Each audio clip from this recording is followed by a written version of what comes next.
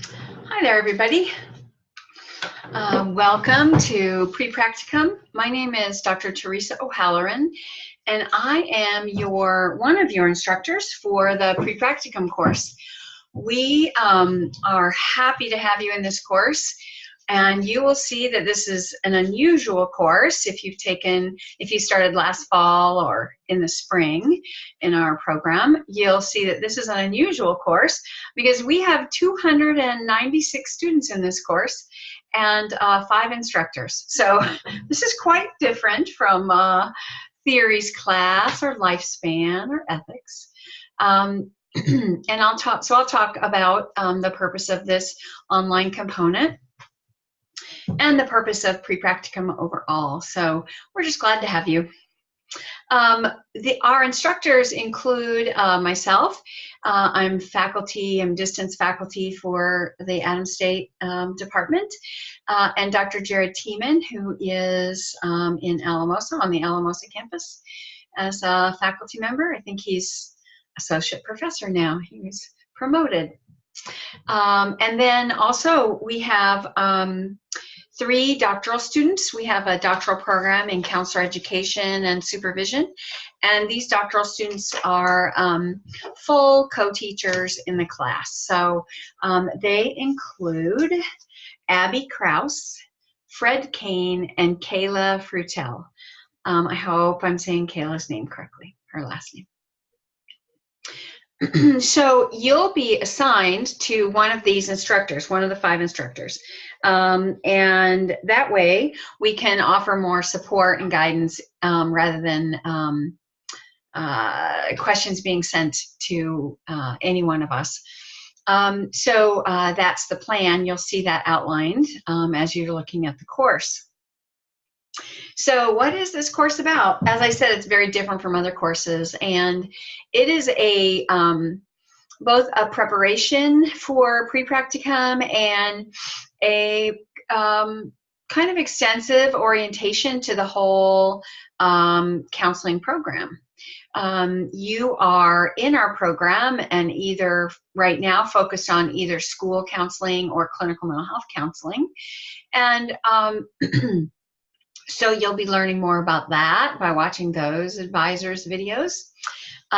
We have a series of videos that you will watch to provide information, and then most all but one, I think, have a quiz attached that is part of the grade for the course. Some of the quizzes are I did the task or watched the film, yes, no, true, false. And our videos, the Pre-Practicum orientation videos included that are created by your instructors, those have a 10-question quiz related to content. So you definitely have to listen to our videos.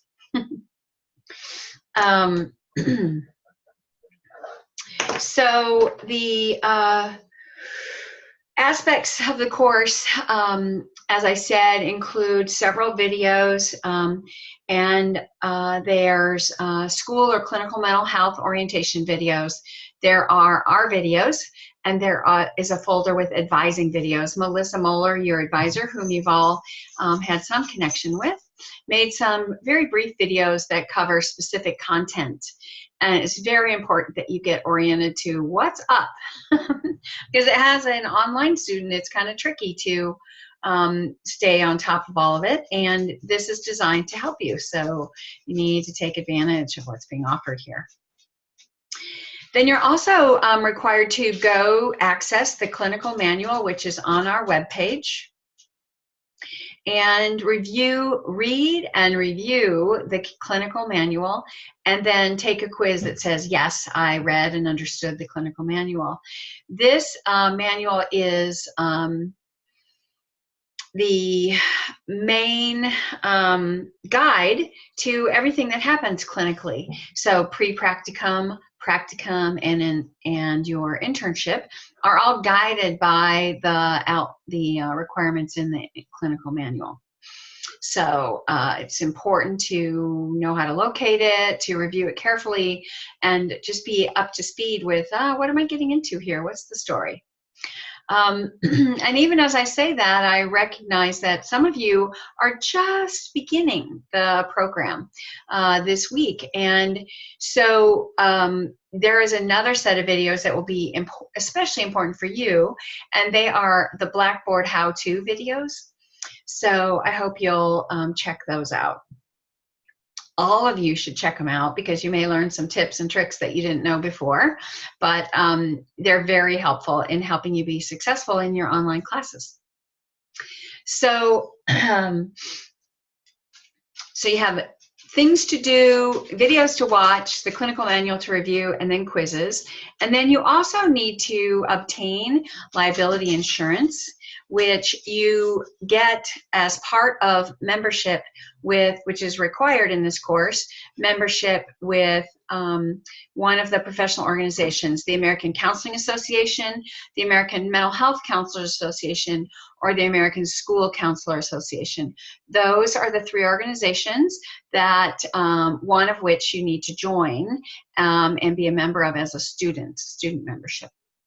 So when you get your student membership, you'll get a membership card. They'll allow you to print that out. But you'll also be able to access your certificate of insurance. So this is malpractice insurance, which from this point on in your program, you'll need to have active, current malpractice insurance to cover all your work as a student. The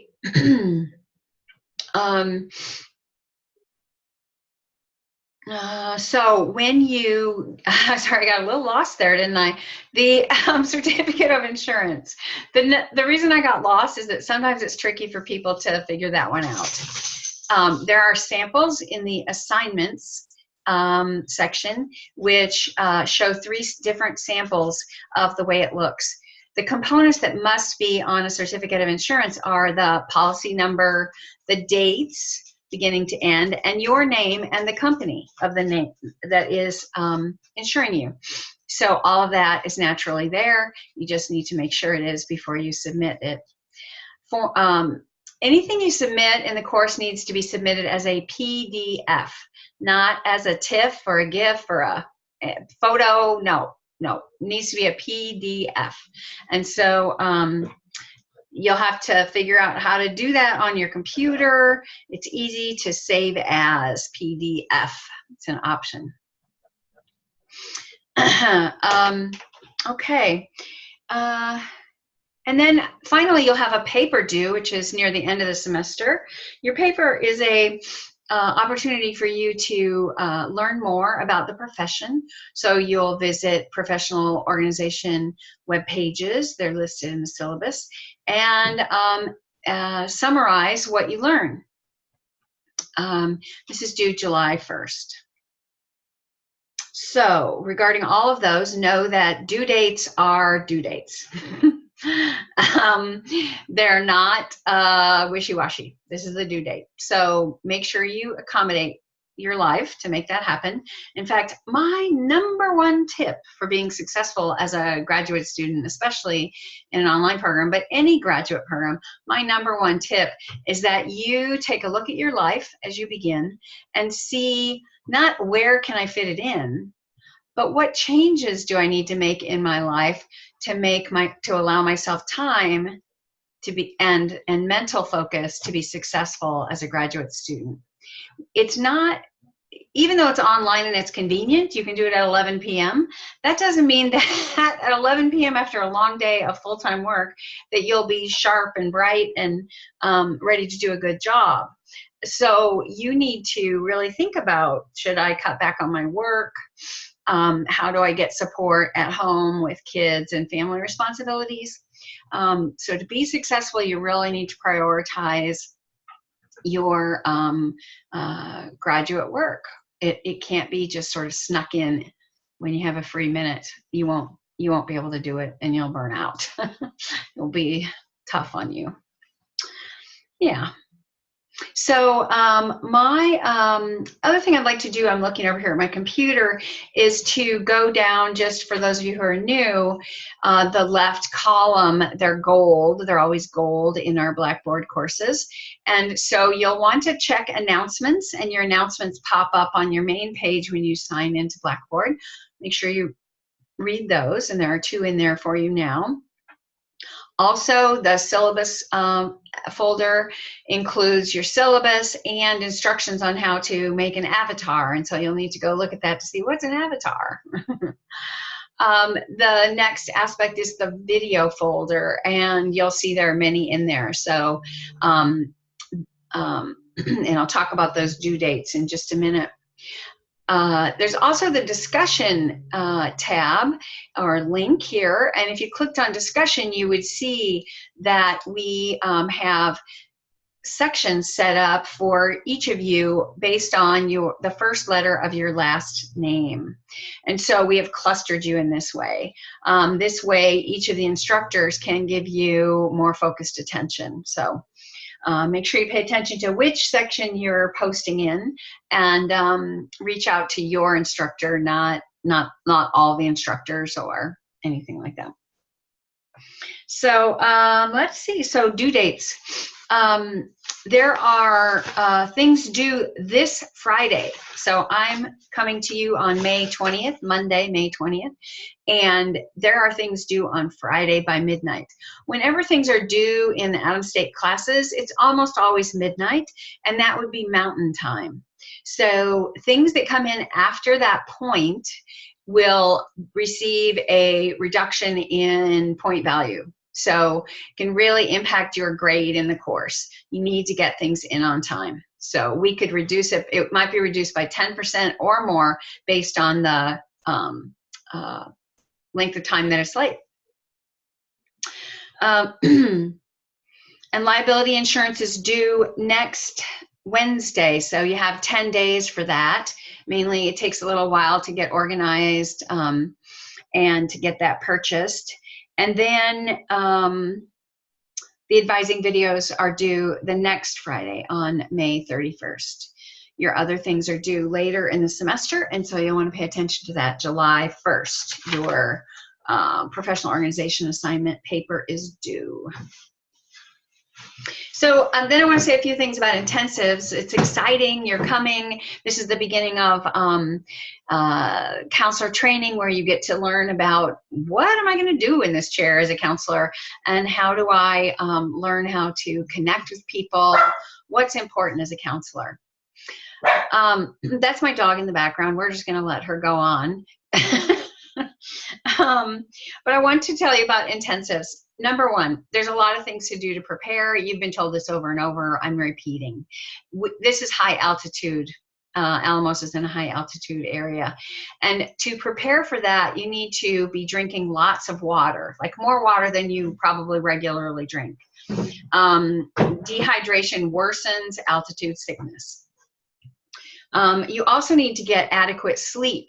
So when you come here, you'll be seeing some of your buddies you met online or meeting new people, and you'll want to hang out, and that's great. And also get your sleep. And we start bright and early in the morning, so you'll want to pay attention to what time it is and should I be getting some rest. The third aspect is my recommendation is that you do not drink alcohol or smoke pot at all while you're in intensives. If you would like to do that on Tuesday night because we don't have class on Wednesday, that would probably work out for you.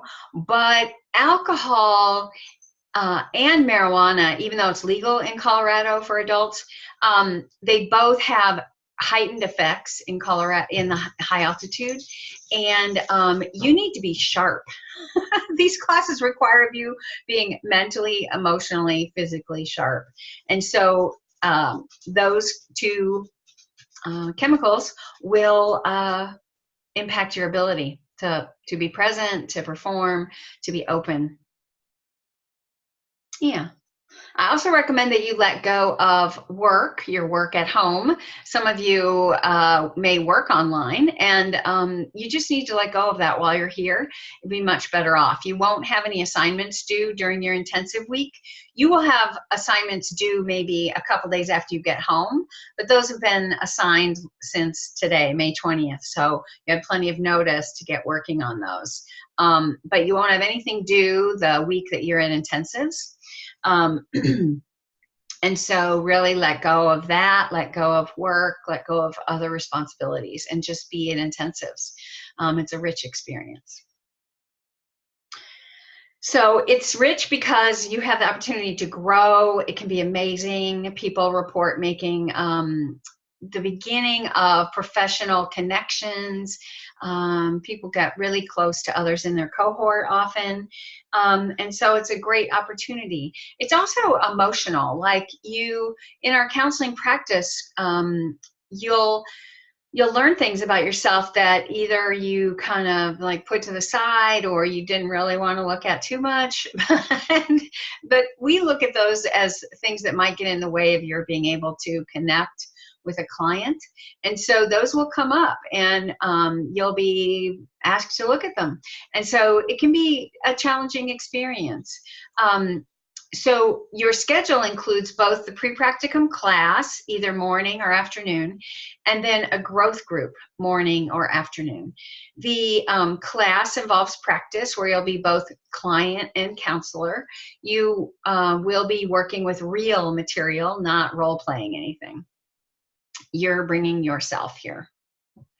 And then growth group is led by a community counselor, and really is an opportunity for people to explore their own experience on campus and grow in that group. We don't get any feedback about what happens in group. We only get an attendance report because you're required to attend. So it's confidential. Yeah. So that's it. My tips for you is to make sure that you prioritize your work as a graduate student. Don't try to squeeze it in. All your assignments be prompt, be responsible, and be open to growth and willing to take in new information and be curious about what's being offered. And then also be brave. Be brave, as you may need to work through some anxiety as you practice these skills and get feedback. Let me tell you that it's a fact that every one of your instructors that you will see on campus wants you to be successful. So please take that to heart. That is the truth. So, okay, well, thank you. That's enough for me. We will see you soon on campus, and I'll definitely be seeing you this week in our course.